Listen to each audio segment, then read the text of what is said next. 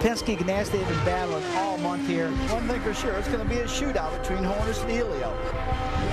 Last year, 43-year-old Michael Andretti tasted the milk because he was a car owner. He's back for the elusive dream. So far, it has been a struggle. How would you like to meet Marco Andretti? You're 19 years old. You carry one of the biggest names in motorsports. The longest 4 laps of my life. You're watching Sam Hornish, and he has blistered the rest of the field. Right now, this run is not going to get it done for Dan Wheldon. You're looking at Danica Patrick. She's got to be happy with this lap. She has not been this quick all month long. It was a good solid run. Helio Castroneves, the 2-time winner. That puts him solidly in the 2nd spot right behind his teammates. It stands right now. It is Penske 1-2. Can't even believe that, on the pole for the Indianapolis 500. That's something above and beyond anything I would ever thought I'd be able to do.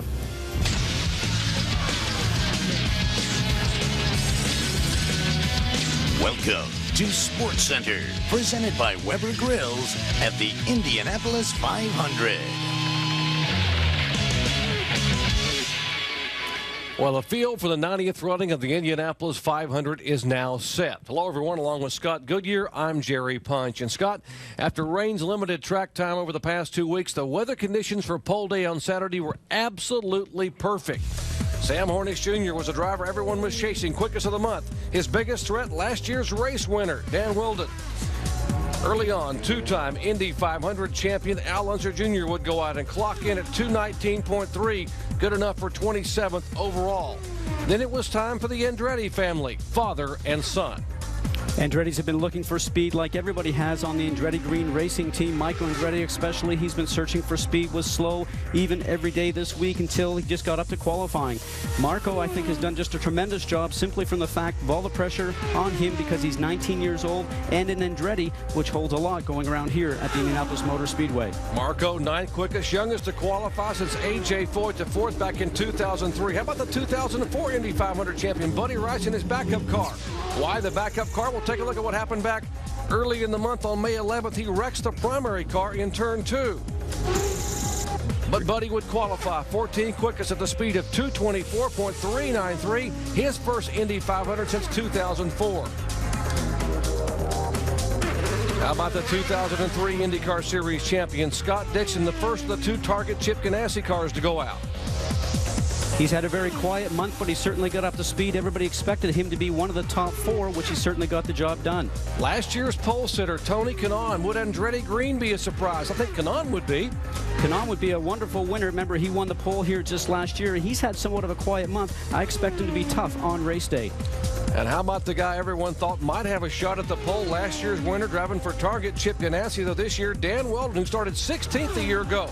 This year, he would clock in 3rd quickest, 227.338 miles per hour. And then Danica Patrick. They have struggled all month long to find speed, but her 4 best laps of the month of May would come right here on pole day. She would clock into the top 10 at over 224.6. And then the run for the pole, Marlboro Team Penske driver Sam Hornish Jr. Remember, he's been fast all month with the exception of one day when Dan Wheldon actually beat him in the top of the charts. I expect him to be tough on pole day as he was, and even a contender on race day. 228.9 for Hornish. Now, would his teammate knock him off? He won the 2003 Indy pole. Helio Castroneves takes a run at it, but it's not quite quick enough. 228 and change, 2nd quickest overall. And then Dario Franchitti, who had been awfully quick last week in practice. Frustration throughout the whole month for Dario. Cannot understand why his car's not fast, not very happy with the team. He would actually have to come back and requalify for the 2nd attempt. Franchitti would actually come back and qualify in 17th position. Disappointment, Franchitti. Well, there's the guys. Roger Penske and Chip Ganassi's drivers 1 through 4. Sam Hornish Jr. on the pole for the 2006 Indianapolis 500. Now, what happens on bump day? The great story was Thiago Medeiros trying to get in, but he had problems last Thursday with his primary car. Heavy contact destroyed the car, and it just sort of sat in their shops with nothing left. And the team Downtrodden, wondering what would happen. But a replacement car came along and spare parts, and suddenly on bump day, here is Tiago Medeiros back on the racetrack. That car must have 7 or 8 different colors in it. He had a miscommunication with a spotter. That's the reason why he crashed. Certainly a rookie mistake. Now he's just got to go out there and try and finish the race. Well, the 33-car field was full, and this guy trying to bump his way in, but that was not the bump he wanted. Canadian Marty Roth would hit twice solidly in his primary car. His chances would be over for the afternoon. Some drama. Ryan Briscoe in a third A.J. Foyt car. No, it wasn't to be. When the gun sounded, it was Tiago Medeiros surviving to become the 5th rookie to qualify in this year's field. Now let's run down the complete field from back to front. The 33rd starter will be the former Pro Series champion Tiago Medeiros. P.J. Jones, son of the 1963 race winner Parnelli Jones, starts 32nd. Ari Leyendijk Jr. making his first Indy 500 appearance rounds out row 11. Row 10 features Frenchman Stéphane Gregoire making his 7th Indy 500 start. Ayrton Daré takes off in the middle of row 10, while Roger Yasukawa making his 4th 500 appearance starts 28th.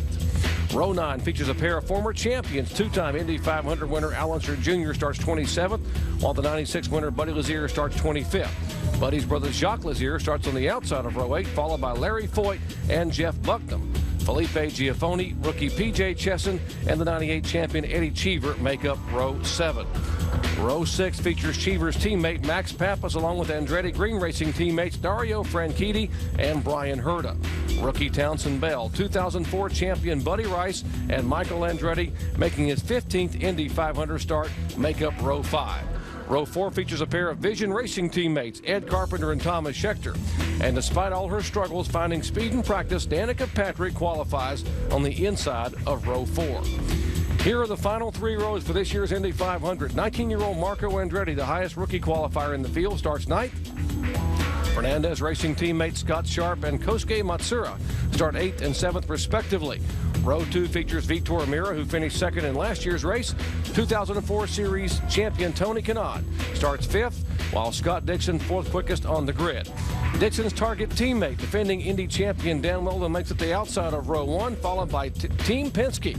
All month long, it's just been perfect, and it's kind of like setting yourself up for a big letdown on race day because everything has gone so good. But hopefully, we'll continue to go all the way through the month this way, and we'll feel as good next Sunday as what we feel right now. I was very pleased with the run. Definitely, Sam was too strong. We don't know what's going on there, but you know what? Forget about the great front row for Team Penske so far. So hopefully next May 29 will be the opposite. Sam, has really been dedicated. He's passionate about the Speedway. He's someone that beat us like a drum for a number of years.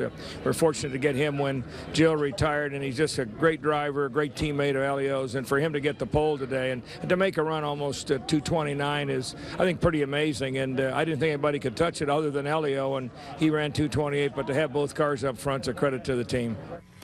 Well, what a difference a day makes for the pole sitter. Sunday during practice, Sam Hornish Jr. wrecked his backup car in turn 1. Ironically, Sam had just turned the fastest lap of the day when the accident occurred.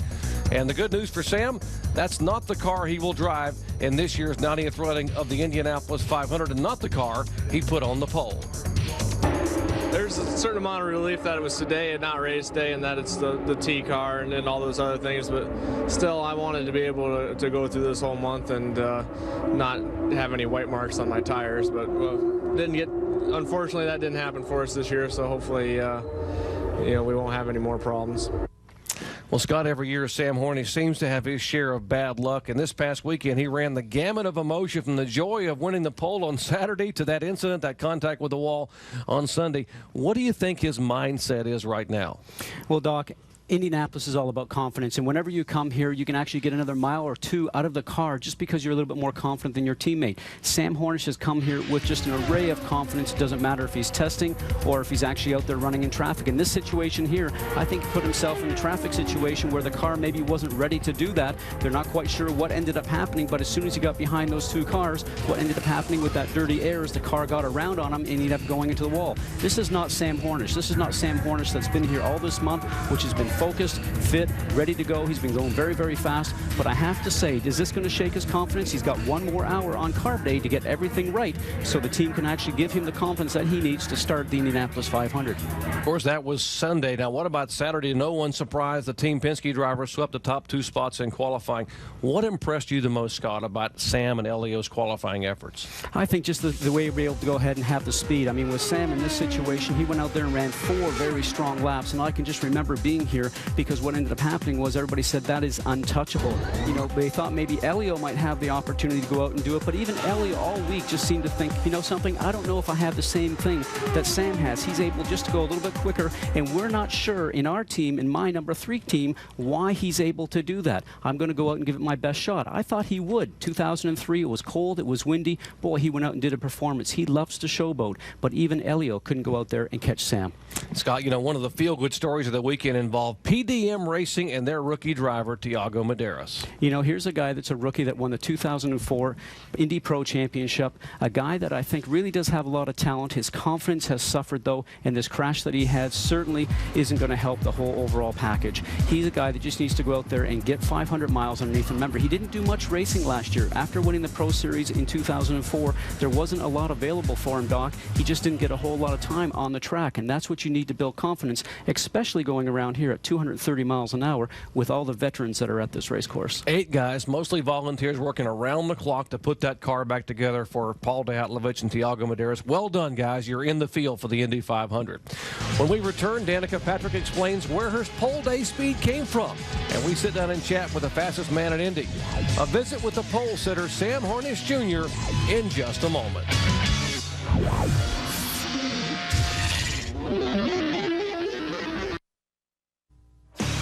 SportsCenter, presented by Weber Grills at the Indianapolis 500. Brought to you by Weber, making the world a better place, one grill at a time. A year ago, she was the Cinderella story here at Indy after nearly winning the pole in the race, along with making history as the first woman ever to lead the race. This season, Danica Patrick struggled to find speed in practice, but then managed to qualify 10th after posting her best laps of the month, a 4-lap average of 224.674 miles per hour on pole day. After that surprising run, our Marlo Klain caught up with her. This month has been a lot harder for Danica Patrick than certainly last year when you guys finished 4th in this race. Danica, the 4 fastest laps of the month you put in qualifying. How'd you guys do that? We worked really hard on Friday to make the cars better. It's been just raining and awful here, and we finally got the time on the track, and we were able to really go through some changes and make the car better, and we made it even a little bit better too before qualifying. So it's just been a lot of hard work, and to be honest, it's been pretty frustrating, but slightly productive before Friday. We seem to have found everything that didn't work, so that's almost as productive as what does work, but we managed to find what does work at the right time. Danica, when qualifying was completely washed out last Sunday, you said that you wanted to run for the pole on Saturday. You didn't want to do it last Monday because you guys needed that time. Are you even surprised that realistically you guys ended up putting 4 laps together like that? I am a little bit. Last week I would have said if we can just get these cars comfortable. I didn't care how fast it was, to be honest. I just wanted the car to be comfortable on the track. I was going to be happy. But after Friday's testing, I sort of said, okay, in my wildest dreams, I'm in the top 10. And so I qualified 10th, so I'm pretty happy. Danica Patrick started 4th last year. This year, she will make her start from the 4th row. Thank you, Marlo. You know, Scott, Danica Patrick struggles for most of the month of May trying to find speed, and on pole day, she makes it into the top 10. In your opinion, what was the key to their sudden surge in speed? Well, let me first say, remember, I was the guy that said I didn't think that she would get inside the top 10. So, Danica, I apologize because I thought there was a lot of other car combinations that actually would be ahead of her. But, you know, when I look at it, I think this rain delay was maybe a little bit good. They had a chance for all the engineers, her engineer, Ray Liedl, to go inside and actually have an opportunity inside the garage just to dissect everything that they have, all the information that was there, and maybe put a new setup on the car to go out there and maybe try and do a run that gave them an opportunity to maybe find some comfort in the car. If you're comfortable here, you're going to be able to drive fast. If it's nervous, then you're not going to go quick at all. Well, when the green flag drops on the 90th running of the Indianapolis 500, Sam Hornish Jr. will lead the field to the start-finish line. For Hornish, it's his first Indy 500 pole and a record 13th for team owner Roger Penske. Our Marlo Klain called up with the fastest man here at the Speedway. Tim Cedric told me after qualifying today, he said, you know what, we knew we were fast, but it was up to Sam to execute it. How much more pressure was on you knowing that you guys were the fastest before you went out? Roger put it best, said don't go out there and whiff, you know. So, you told me that you guys are quick, you know, we've seen all throughout practice. Don't go out there and make any mistakes. So the execution part of it was exactly what we needed to do. You said something interesting after qualifying on Saturday. You said, you know what, after my 6 starts here, I walked out of here wondering if I could drive. And I was surprised by that. Did you really feel that way? Well, I mean, I've been able to drive other places, but here, you know, this is a totally different thing. And I think that everything is amplified here. You know, the track is bigger than anywhere else you're at. The speeds are faster than anywhere else you're at. And the mistakes that you make are bigger than anywhere else that you go to. And it's Sam Hornish, looked like a motor. Oh, no. Sam Hornish Jr., the ill fate at Indy continues for this kid. It's like, you know, how does this happen? But I don't know. I think it's all, it's kind of like character building stuff for me. And if I ever do get a chance to win this race, that'll mean more to me than anything else. And it'll be because I've had all those problems. Do you feel now that you're on pole here that it takes some of the pressure off of you, or does it add to it? I think that it takes some of the pressure off of me, but I look at it as we've tried to set our own expectations this month. We didn't worry about where anybody else was at. When we went out there any day, it wasn't about being the fastest. It was about doing what was comfortable for us. So we have to make sure that we can translate that over into Sunday's race and make sure that I can be comfortable throughout the 500 miles. You know, take chances when we need to, but make sure that they're all calculated. And basically my goal is just to get through the 500 miles, and if we have a chance to win, yeah, we're going to go for it. Sam, if we were going to be sitting here next Sunday night, how would you feel if that's the way the pylon looked? I'm real happy with that. I just think that you know, that'd be the coolest thing ever. I never even thought I would get here to actually, you know, drive on this track legally without, you know, cops chasing me around it or something. You know, I thought that. So to be on the pole here, it takes a lot of pressure off of me. You know, I feel like I've been able to put something on my resume from the Indianapolis 500 other than, you know, 6-time starter or something like that. So if it happens, it happens. If it doesn't, I'm going to keep coming back and trying until either Roger won't put me in the car anymore or somebody else won't, or I feel that I'm not, you know, capable of doing it anymore. But it'd be a great feeling. It'd be the best feeling. Well, this year marks the first time that Penske has swept both top spots on the starting grid since 1990 when Emerson Fittipaldi and Rick Mears did it. Team Penske drivers have started first and second a total of 5 times here over the last 20 years, but only once did it produce the race winner when Rick Mears won from the pole back in 1988. When we come back, last year's race winner Dan Wheldon celebrates a front row start this year and takes us along for the photo shoot.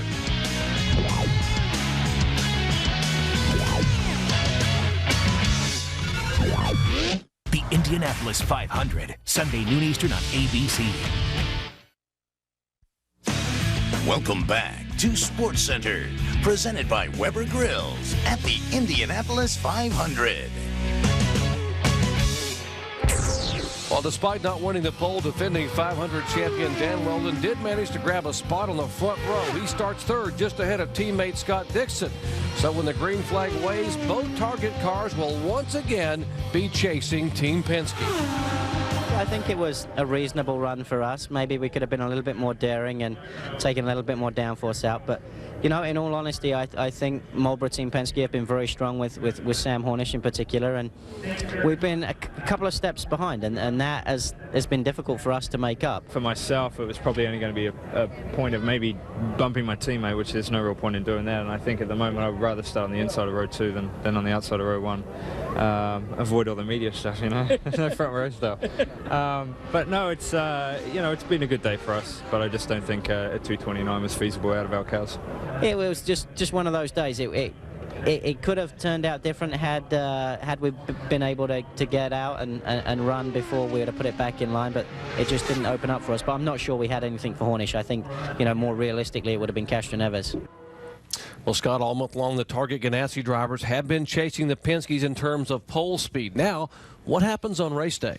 Well, race day is a completely different day than qualifying. Qualifying is about 10 miles, 4 laps, light fuel load, get the car going as quickly as you possibly can. Race day, though, 200 laps around here, 500 miles. It's all about running in traffic, and you can see that's exactly what the team was doing this past weekend, going out and looking for traffic, trying to maneuver the car past the car in front of you and seeing how it would handle, see if it's going to slide, see if it was actually too positive or too loose. And the Target Chip Ganassi guys did a great job with both Dan Wheldon, who you see there, and his teammate Scott Dixon, logged a lot of miles yesterday in traffic, looking for an opportunity to see how the car would react in traffic. I watched them. I really do think that they are ready for race day, Doc. Well, this year, defending race winner Dan Wheldon starts third as he tries to become just the 6th driver to win back-to-back Indianapolis 500s. In tonight's Daily Diary, we tag along with him during the Front Row Photoshoot.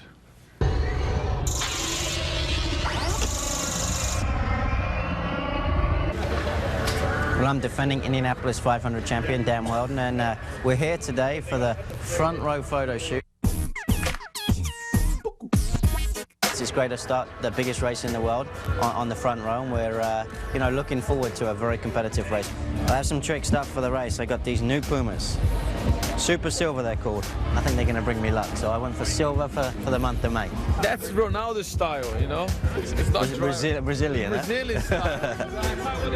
Hey, am I supposed to have my helmet? What's up, boss? How you doing? Good. I didn't think they'd care about third. We're going to be strong, and we're looking forward to putting on a great show for the fans also. Oh, a little front row fun among those guys. And when you qualify for your first Indy 500, they said the memories will last a lifetime. But for rookie P.J. Chesson, he wanted a daily reminder. Here it is. SportsCenter, presented by Weber Grills at the Indianapolis 500. Brought to you by Weber, making the world a better place, one grill at a time. Well, on Sunday, rookie driver P.J. Chesson spent almost 3 hours getting this first Indy 500 start etched into his memory and his skin, as this tattoo was pinned in front of the garage area's most loyal fans, known as the Alley Cats. Don't forget, we're back Tuesday night, 5:30 p.m. Eastern Time. We'll be joined by 3 former winners of the Indy 500. A.J. Foyt, Eddie Cheever, and Buddy Rice will be here. Plus, we'll have more with our pole sitter, Sam Hornish Jr. Well, Scott, the drivers are not back on the racetrack until that final hour of practice on Carb Day. What's the top priority for that final session? The most important thing, I think, for everybody is to make no mistakes. With the race only a couple of days away, there's not an opportunity to crash a car and then get it rebuilt. But the most important thing, it's called a leak check. For those teams that have now put a brand new motor in, get the motor in there, make sure there's no leaks, and the car is ready to go 500 miles on race day. Well, Scott, we all know now exactly what it took to win the pole for this year's Indy 500. But now the question on every driver's mind, what about race day? Who among them has the skill, the speed, and the luck to do whatever it takes to win it all? Only one driver will walk away a winner in this year's 90th running of the greatest spectacle in racing. Who has what it takes? We'll find out on Sunday.